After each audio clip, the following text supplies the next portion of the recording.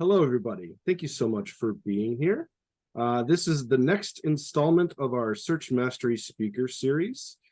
Today, our talk is titled M3I, Maps, Models, and Metrics for Influence in Conflict Zones. And today we have our speaker, Dr. Cody Buntain, Assistant Professor here at the Info College. I want to read Dr. Buntan's bio, and then I'm going to turn it over. So Dr. Buntain studies online information and social media and how we use these spaces during crises and times of political unrest.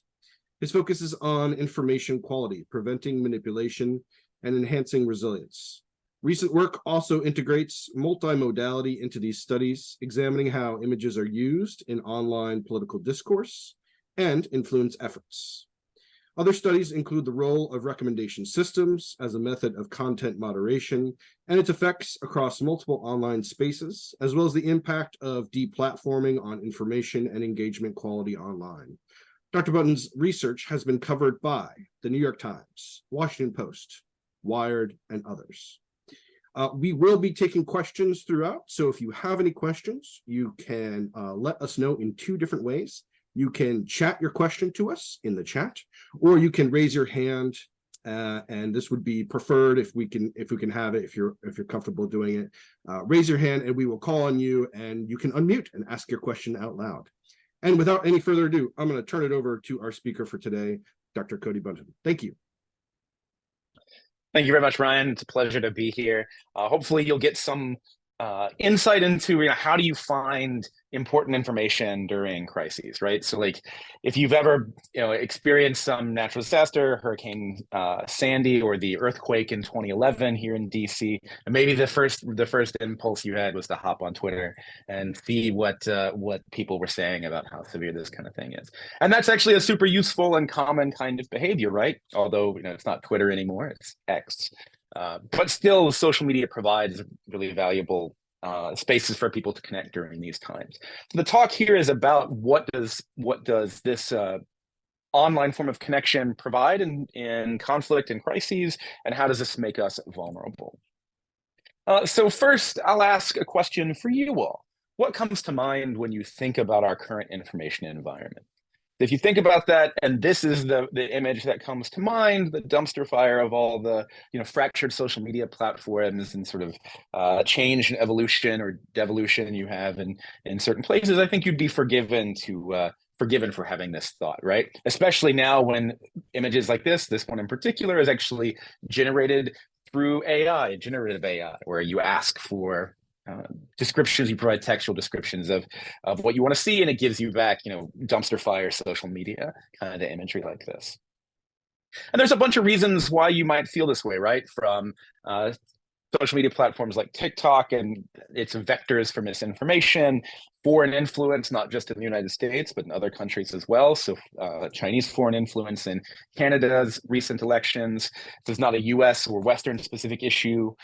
Concerns around Facebook-enabled violence in Myanmar. And this larger issue of how these kinds of information operations take advantage of these moments of crises to then engage and try and influence us in some particular way, either bringing us towards their perspective or just undermining our ability to engage civilly. For instance, this paper is a really excellent paper from a colleague of mine, Kate Starbird at the University of Washington, where she and her students were looking at discourse around Black Lives Matter versus All Lives Matter, this contested framing around gun violence. And what they found was two very clearly distinct communities talking about these issues. And then around 2018, Twitter released a large data set of accounts that were known or at least attributed to Russian influence operations. And when they overlaid those accounts onto these communities, they found substantial activity on both sides, on the periphery of both sides of these communities. So these moments of crises where we want to turn to online spaces for information also make us vulnerable, right? And this is not new and continues to this day. Some colleagues of mine at the University of Regina and in Canada were looking at Russian disinformation around the Ukraine war, specifically how it targets Canadians, because Canada rather has a large Ukrainian diaspora population and a member of parliament who has a Ukrainian background. And what we found there was the same sort of pushing on both sides of the political spectrum kind of behavior. It's not just China either, or excuse me, not just Russia either, as we saw recent news stories about China using disinformation and generative AI to create content to sow discord and uncertainty around the wildfires in Hawaii that tragically killed a number of people. So these threats and the vulnerabilities that come from these times of unrest, these times of crises and uncertainty, are not necessarily social or technological in isolation. They are, I would contend, socio-technical. They're enabled by social issues, but also enabled by technological affordances. So for instance, one of the main things that differentiated Twitter from other social media platforms was the ability to retweet and amplify content, which is a super useful affordance that's very common now. But it also provided this great amplification factor for misinformation. It was very easy to share highly engaging content that often ends up being very negative or high in animosity. And it's not just Twitter, it's not just these like retweet kind of capabilities. There were concerns about this around recommendation systems in general. In particular, looking at YouTube, you can't have a talk like this without Zeynep Tufekci's opinion piece from the New York Times talking about YouTube radicalization pathways and rabbit holes in its recommendation systems. And lots of work now has been done on this where we tried to move away, or YouTube tried to reduce their role in this, and we'll talk about that in a minute. So, as I said, you'd be forgiven if you thought very negative things about social media in our online information space. And in fact, Pew did a study a couple of years ago, or about a year and a half ago, looking at how people viewed social media in the United States. And most people in the States have a pretty dim view about social media and its censoring of political viewpoints that aren't in line with what they want. But interestingly, this seems to be an outlier, that the United States has a particularly dim view where many other countries don't. Surprising considering how much resources and funding at places like Meta, X, or I guess Meta and Alphabet now, less so X, have gone into content moderation in the States and in Western countries, whereas low and middle income countries are generally left out in the cold in terms of content moderation or platform integrity issues. So that sort of sets up the point of this talk, right? So you're going to listen to me talk for maybe another 30 minutes or so.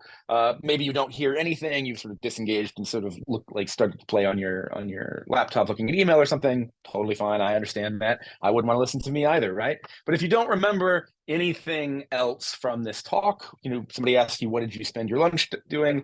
You can remember this, right? The online information ecosystem is a critical resource during crises. But at the same time, it's a critical vulnerability. And if we want to respond effectively, find good information, search for good information, understand what's happening in these spaces, we need good maps of these spaces before these events happen, and then metrics that help us understand how these spaces change in the aftermath of these kinds of events. So the three things that I'll talk about in this space: first, I'll talk a little bit about how people use social media during crises and what sort of vulnerabilities this instills. Then we'll talk a little bit about what it means to map the information ecosystem, map the information space, and understand how you can figure out what are the major sources of information here. And then finally, we'll end with a brief discussion about sort of the metrics we have for understanding how these information spaces are changing. So first, looking at social media and the online information space during crises. The information ecosystem we have, online news, peer production in Wikipedia, and online social media platforms, all of these sort of come together to enable this idea of collective sense making, where we're trying to understand what's happening right in the aftermath of an event, right? And this facility is a feature, it is not a bug of the information environment. In fact, there's a professor from Georgia Tech, Amy Brookman, that says the front page of Wikipedia, or some of these premier highlighted or extremely popular pages on Wikipedia, are some of the highest quality knowledge spaces that the human race has ever produced. But that doesn't apply to all of Wikipedia pages, because there are many Wikipedia pages that have only been read by the person who wrote them and no one else, right? So we use the information space to figure out what's happening, and this is a value add that the system provides. That doesn't absolve or remove all vulnerability, though, right? This collective sense making that happens introduces vulnerability as we try and figure out what's happening. You can see this in a number of ways. So during COVID, people were turning to technology as a replacement for personal in-person connection. They could use social media to maintain some kind of connection. And during crises, the public has a real expectation that crisis response or emergency responders use these social platforms or online information spaces to reach out and engage with their communities. So there's real expectation that these spaces are useful and valuable. As a result, there's a lot of research around how we can make social media in particular more valuable during emergencies. And back in the mid-2010s, so maybe about 6 years ago now, Christian Reuter and some colleagues were looking at this area of crisis informatics. And one of the things that they came to was that despite this value, this perceived value and these expectations by the public, we haven't really cracked how to make these information spaces useful for first responders or how to increase quality for people who are trying to consume content from them. So it's a hard problem that we're still even today trying to crack, even after 3 years of COVID, where social media was exactly the kind of space that you'd want to have high quality information. But I will go back briefly to this idea that it's not a technological problem, it's a socio-technical problem.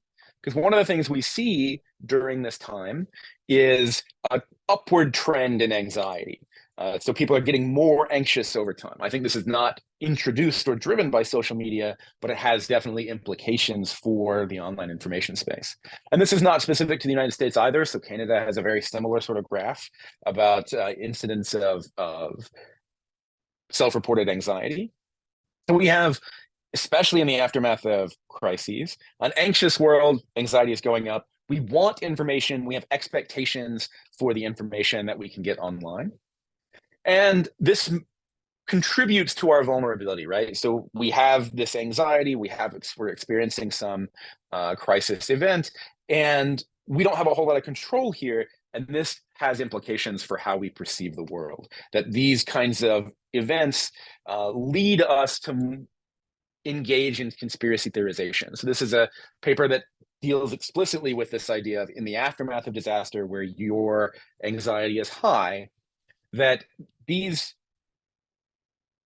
lack of control increases our likelihood of engaging in conspiracy theorization, especially when these conspiracy theories point the blame at some outgroup, some clear other group, either immigrants or somebody who's not in your political tribe or ideological tribe or what have you. People are much more engaged with that, especially during times of unrest or high anxiety. So here we have an anxious world desperate for information that's prone to conspiracy ideation and outgroup animosity. And even though we can find high quality information on social media, there's actually quite a bit of it where we've done lots of research across the years showing that social media, Twitter in particular, has a lot of, or at least some non-trivial amount of high quality information. We're still not able to access that as well as we would like, right? And one of the major issues here, and what really connects this to a search question, is this idea of data voids, that we want to find information. We're looking for information that we care about in the aftermath of crises as we're trying to figure out what's happened.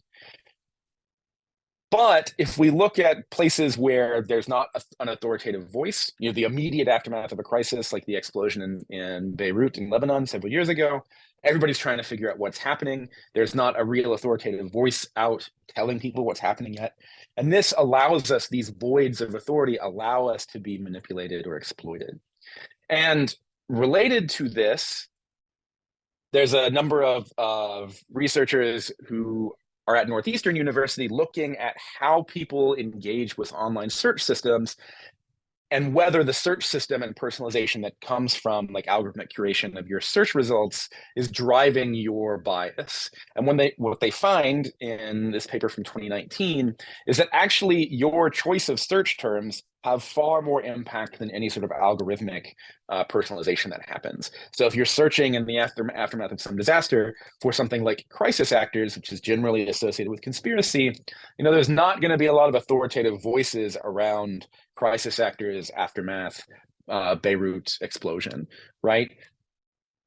But that provides an opportunity for people who want to make money or people who want to exploit or manipulate a population for ideological reasons to then come in and create content for these data voids. So if you are looking for extreme kinds of search terms, maybe you're not intentionally looking for that, but you end up in these data voids where no real authoritative voice is providing you this information because it's conspiracy theorization. But there's definitely data there, and this makes us vulnerable. So we have an anxious world that's desperate for information, prone to conspiracy ideation, data voids that leave us open to exploitation, and this technology, social media in particular, that we have good evidence is not particularly great for us. So there's a couple of good papers that show, people who spend a lot of time on social media generally report being less happy. So there is clear evidence of impact on well-being. There's some positive aspects around political informativeness, but there's definitely evidence that this is maybe not making us a happier group. And at the same time, there's good evidence that negative content spreads much faster, or false content spreads much faster, and especially content that is driving outgroup animosity. All of that drives additional engagement. So we have good evidence that part of the technology is propagating this misinformation, even though people are self-reporting, being more informed, but having potentially lower quality information. So we have a negative world. We're more vulnerable to conspiracy ideation. There are all these data voids that leave us open to exploitation, and the systems we use to get information contribute to the problematic outcomes around this, not by themselves, but in conjunction with the sort of way that we engage with them. This has left us open to lots of vulnerability in the aftermath of these kinds of events. So now we can have some change of pace, right? And rather than looking at just the, what makes us vulnerable in the aftermath of disaster, we can ask a different question about how should we know where we should go for information? How should we build these maps of where we should find information in the aftermath of a disaster? And I contend that there's a particular question here. If you look at this image and you are dropped into this space, is this a normal space to find yourself in? Does this character saying that this is fine, is that really fine? Is this what's normal? And in some sense, maybe you see content like this on social media all the time, like in the aftermath of some flooding or a tropical storm. We always see this image of a shark swimming down the road. Now, if you see this enough, maybe you think this is just what happens in the aftermath of flooding, that sharks come in and start swimming down highways. Or you'll understand that this content actually is the same image recycled over every flooding event that has happened in the United States for the past 12 years. And this is a not true thing. But maybe more subtly, if you look at this kind of content, these three socially or politically engaged tweets, is this normal behavior? Are these kind of normal messages? And what's problematic here is they're not. They look normal by themselves, but we know from data published by Twitter back in 2018 that actually all of these accounts are part of a Russian influence campaign designed to influence the 2016 presidential election. And if we want to be able to separate these sort of antisocial influence manipulation-driven accounts from normal accounts that do have high quality or potentially good quality information, we need to know what these normal accounts look like. We need to have, before the event, some idea of what normal information looks like. We need to be engaged with these information spaces before the crisis happens. So how we did this from a research perspective, we created these samples of normal accounts in Twitter, 5,000 random accounts on Twitter in the US, and 5,000 politically engaged accounts on Twitter. And then from this, we were able to combine this with a relatively lightweight machine learning algorithm and the data from Twitter about foreign influence campaigns from Russia, China, and Venezuela. And then we're actually able to predict with pretty high degrees of accuracy whether an account is part of these influence campaigns. An interesting result from this is that we find that Russian accounts are actually much harder to identify than, say, Chinese or Venezuelan accounts. But crucially, we needed this characterization of what was normal behavior before these events happened to actually do this sort of distinction or differentiation. So that's one set of reasons like why we need to understand what's normal, right? But what about, if we go back to this picture, there's a similar related question here. Is this normal? Well, this is actually the picture that I showed you a moment ago. So is this normal? That now that character is gone. So it's not just a question of the context you find yourself in. It's also a question of what is no longer there. So here, this is satellite data from NASA that shows us nightlight data. Basically, all of these white dots are electrification-driven lighting at night. This is in Puerto Rico a couple of days before Hurricane Maria struck the island in 2017. And this is what the island looks like, same nightlight data a few days later. And what we find is, there's now this giant black spot in the middle of the western side of the island. And is this absence normal? If you were just looking at the data after the event, if you only came to the information space about Puerto Rico after the event, you would have no way of knowing that actually this absence is abnormal, that there's potentially really important information that we've now lost. And one of the tenets that come out of this from crisis informatics is that the absence of signal, places where you expect there to be signal, and now that signal is gone, is as important as any other signal that comes out. Then we can see this looking at information, like we can know this by looking at these spaces and mapping them regularly. And that gives us insight to be able to say things like, oh, this particular government is trying to shut down information spaces that people are using for popular protest or demonstration, right? So this was in the aftermath of political unrest in Guinea. We can see a similar sort of suppression of social media spaces in Sri Lanka and other countries where the government is actively trying to suppress their populations. And we wouldn't know this if we only looked during the suppression, right? We wouldn't be able to say, oh, these places, we'd expect there to be data, but now there's not. Other things that are important about understanding the normalcy of the content that we see online is, oh, sorry, I got a message come up from my VPN saying it's going to boot me off. I don't want to leave the talk because of a network issue. Come on back. There we go.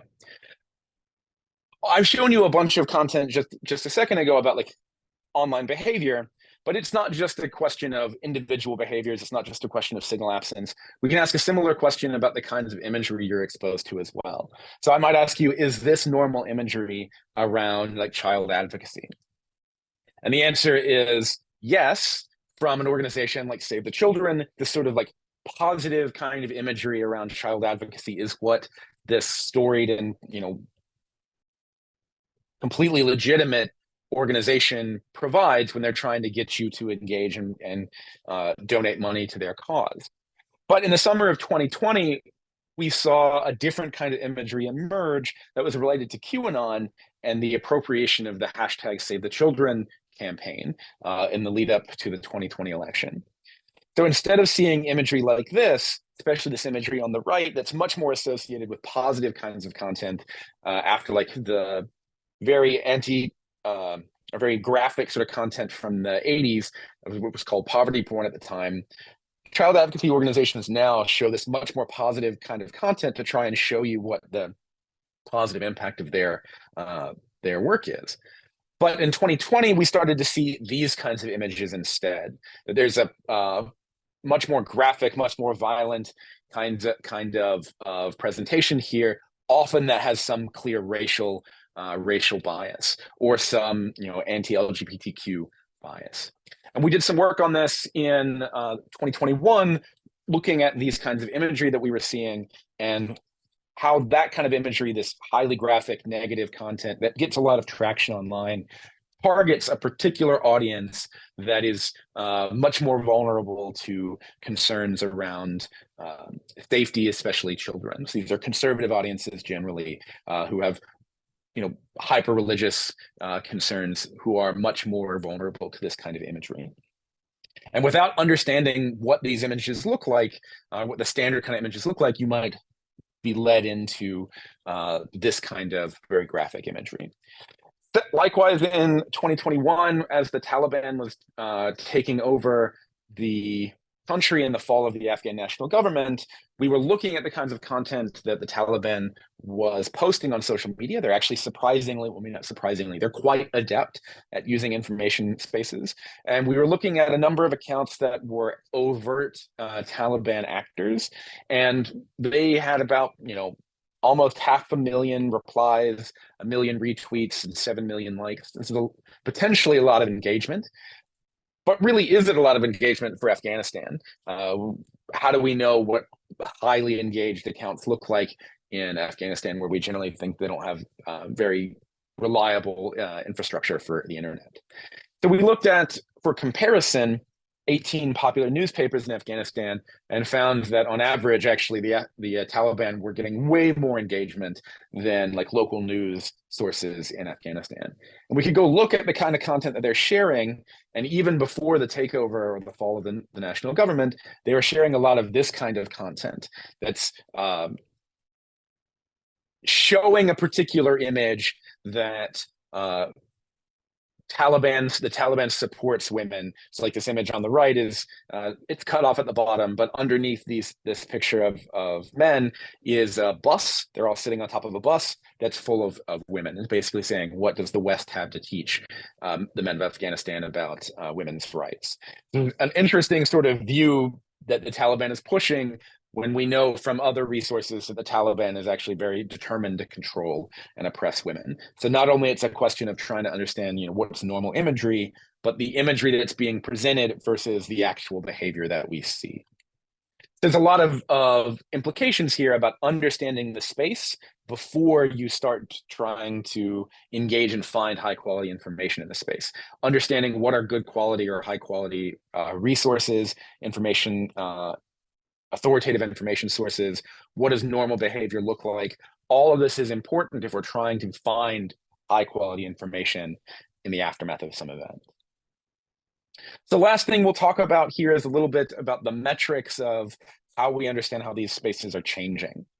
So if we look at influence campaigns, we have a lot of work around characterizing influence campaigns from Darren Linville and Patrick Warren and others from Clemson, some colleagues of mine when I was at NYU, where we have pretty good evidence that people were engaging with these influence efforts.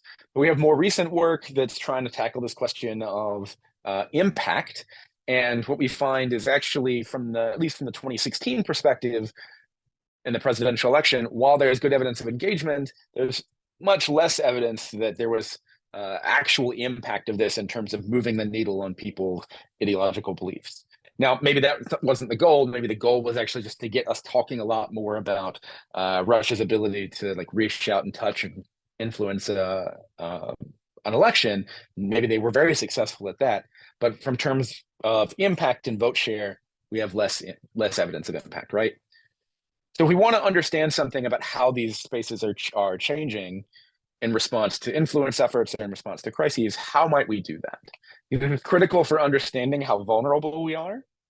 But more importantly, it's critical for understanding whether our efforts to make ourselves safer or engage in counter messaging are actually effective. If we can't measure how vulnerable we are at a particular point, how do we know that our defensive steps are actually improving our safety?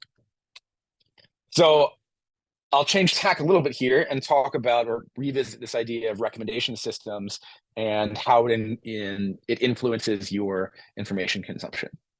So I showed you Zeynep Tufekci's opinion piece about YouTube's role as the great radicalizer, right? Well, YouTube took this very seriously. And in 2019, they released a change to their recommendation system, basically the system that tells you or decides what video you're going to be played or showed next.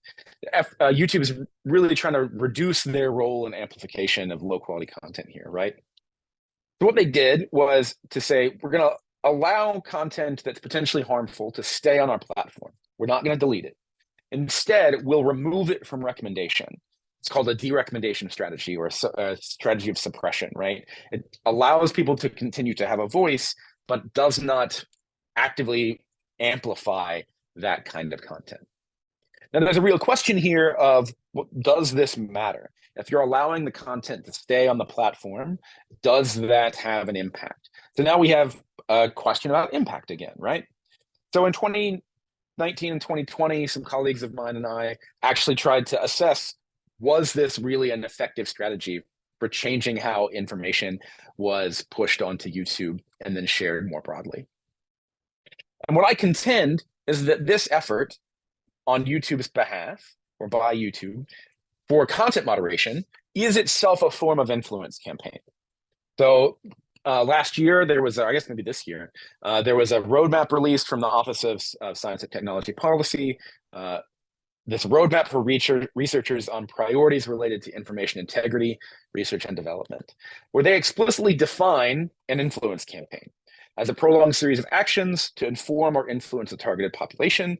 But nothing here says an influence campaign can't be pro-social. It can't be positive, right? So if we go back to the YouTube case, we want to understand something about whether YouTube was effective in improving their information space. We can say this is a form of influence campaign. So we would expect maybe that this will actually have substantial impact because derecommendation, suppressing a particular kind of content, changes the economics around content creation. If I know that particular kinds of content won't show up or are less likely to show up on people's feeds or less likely to get views, I'm less incentivized to create that content from an economic perspective. And maybe the true believers, they're going to create content, whatever. They're going to create whatever kind of content they want, but we want to avoid these cases where low quality content is economically incentivized, right? And it turns out I was skeptical at the outset of this work, but YouTube's efforts here actually did suppress conspiracy videos and content from alternative influence network videos. This was a pro-social outcome. We have a way of evaluating whether these changes occurred. So now we have a method for getting some insight into impact, right? But we will still need to understand this idea about, is our defensive step useful? So YouTube's approach did appear to have a suppressive effect, though there were some maybe antisocial side effects that I'm happy to answer questions about. But that's not the only approach to influence campaigns, right? To content moderation. We can see this even in 2021, in the immediate aftermath of the January 6th insurrection, where Amazon suspended Parler, basically kicked Parler, a far-right social network, off of the internet. Twitter banned Trump, Facebook banned Trump, removed similar sort of highly extreme conspiracy content around COVID-19. And all this sort of intervention, was this an effective intervention? So we can see that YouTube suppression was effective, but is this sort of like large-scale banning effective? From the influence campaign perspective, we can ask a similar question in the aftermath of some pro-democracy demonstrations in Hong Kong. The PRC came in and shuttered a number of pro-democracy news sources on the island, so Apple Daily, The Stand News, etc., in a similar sort of way to Parler being kicked off the internet, right? So from the standpoint of, does this improve our information space? Where the YouTube case did seem to improve our information space to some degree, does this large-scale banning of content, of just saying, oh, we'll remove it from the information space, we'll remove it from access from your like mainstream social media platforms, what's the impact here? So we evaluated this from the standpoint of Twitter and Google search even. And what we found is in the immediate aftermath of this event, of the January 6th insurrection and associated deplatforming from some of the major social media platforms, that actually what we think happened is this drove a lot more traffic to extreme alternative sites like Gab. So Gab is sort of the far right content light or moderation light cousin for Twitter that bills itself as a free speech platform, but really what it is extremely political and extreme in its political views and often very racist and a toxic environment. So from the standpoint of our information space, pushing people from mainstream spaces to extreme spaces like Gab is not a good outcome.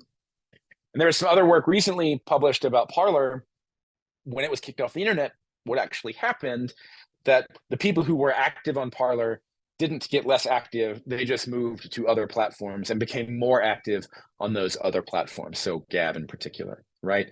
So this finding is suggesting that particular kinds of draconian, very heavy-handed content moderation have backfire effects, are not making us safer. Whereas like YouTube suppression and derecommendation strategy does seem to have a positive impact.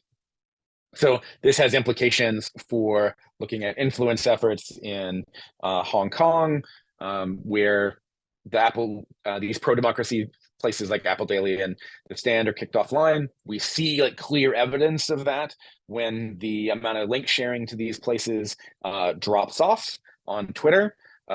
This is not Twitter, this is LAHKG, another platform, another social media platform in Hong Kong. Again, similar sort of drop that shows this kind of content is being suppressed in this region. If you are actively getting information from those spaces and those spaces are removed from you, or access to those spaces is removed, where are you going to go to find information to fill that void, right? So back to the data void question, where we have more vulnerability, what happens when these spaces are taken away from you? So from the standpoint of the Hong Kong case, where we have maybe a different kind of expectation about what will happen, or different sort of like social, anti-social, pro-social view here, we can see a similar kind of outcome if you look from the perspective of the authorities who are shutting down Apple Daily, taking Apple Daily or shuttering their offices in Hong Kong, massively suppressed the popularity of Apple Daily. So this is a KL divergence metric that shows us in the aftermath of this event, values or domains that were shared with high divergence are much more popular after the event. Values that are shared with, or domains that are shared with very negative values or end up with very negative KL divergence values are very unpopular after the event. Apple Daily is here at the bottom, right? That's what we'd expect. It actually is kicked offline. But what becomes more popular afterward? The Stand News, HKO1, Voice of America China, or Voice of American Chinese, Hong Kong Free News. The same kind of outcome we see, but from a different perspective.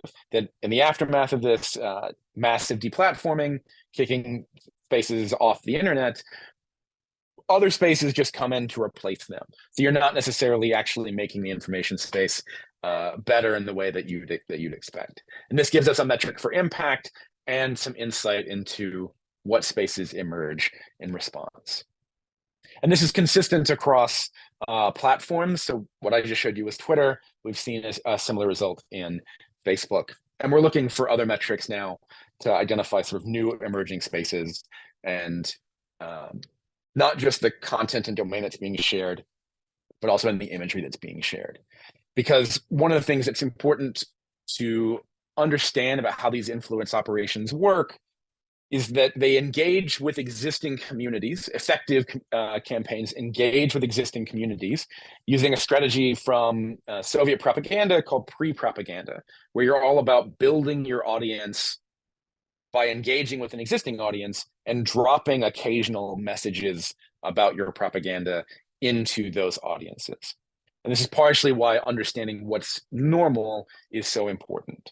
If we look at, this is normal behavior, and we can compare that from behavior, compare that to behavior from influence agents or antisocial actors, we can start to assess whether these audiences are getting more or less similar over time, which gives us insight into whether these influence campaigns are having, the effects that they want. Now, maybe this is an anti-social campaign, and we might ask, are these agents getting more, or are the target audiences getting more similar to these influence agents? Or are these audiences changing in the way that the content moderation campaign may want?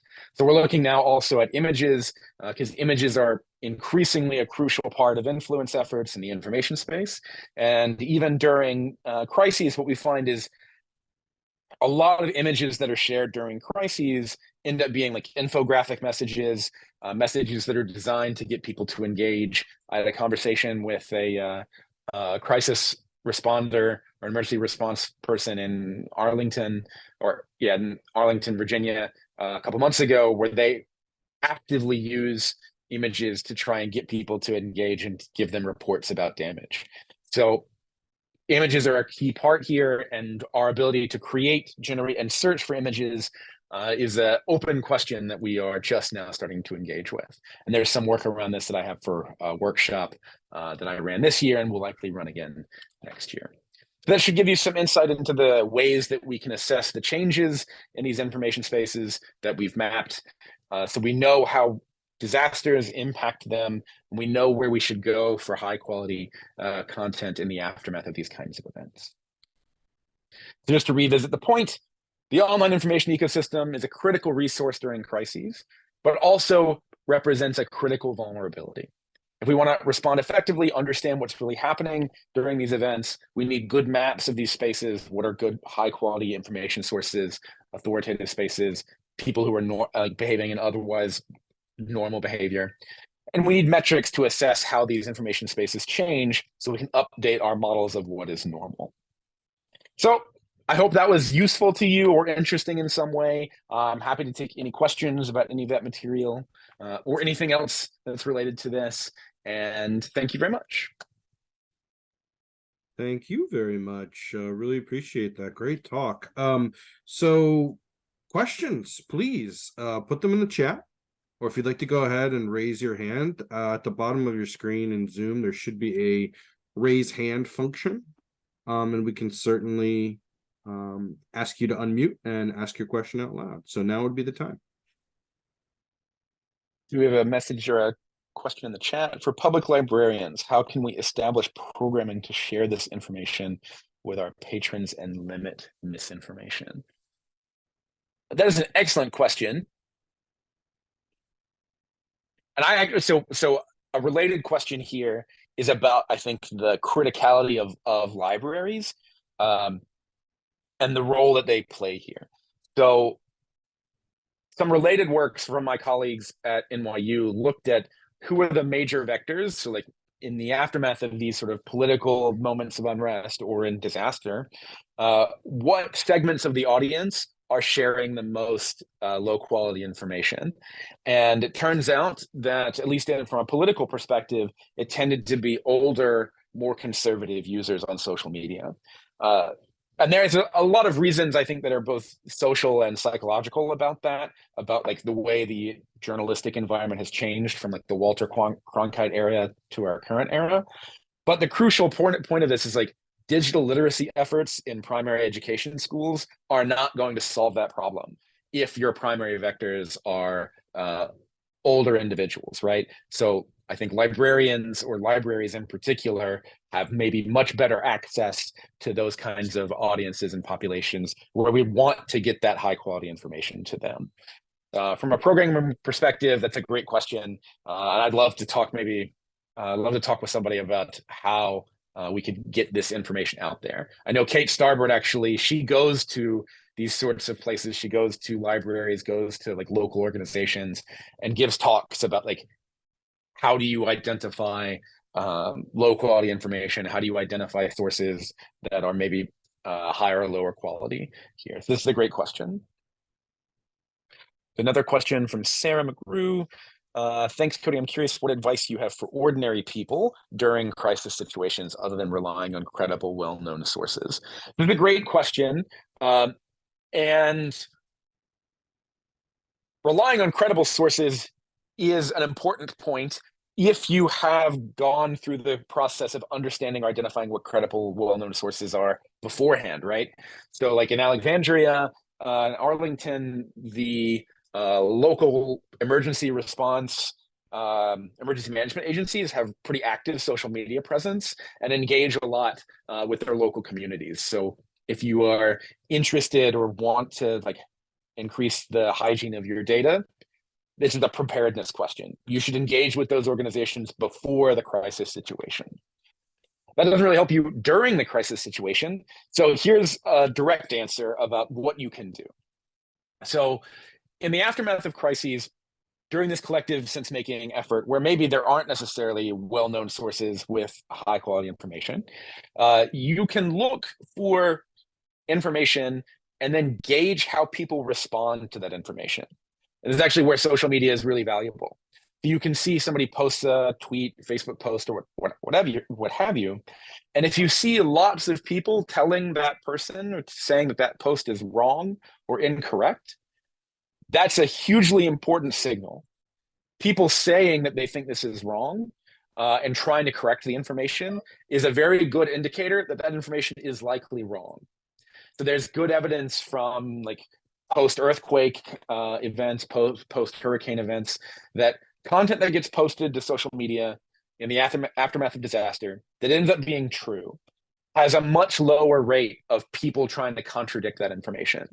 So if somebody posts something, it's correct, you don't see very many people saying, oh, that's untrue, right? And this is the general adage of the internet. How do you get the right answer to your question? You post the question and then the wrong answer, and many people will try and correct you. And this is partially why the internet sort of or social media is sort of motivating content that's wrong, because it gets lots of engagement.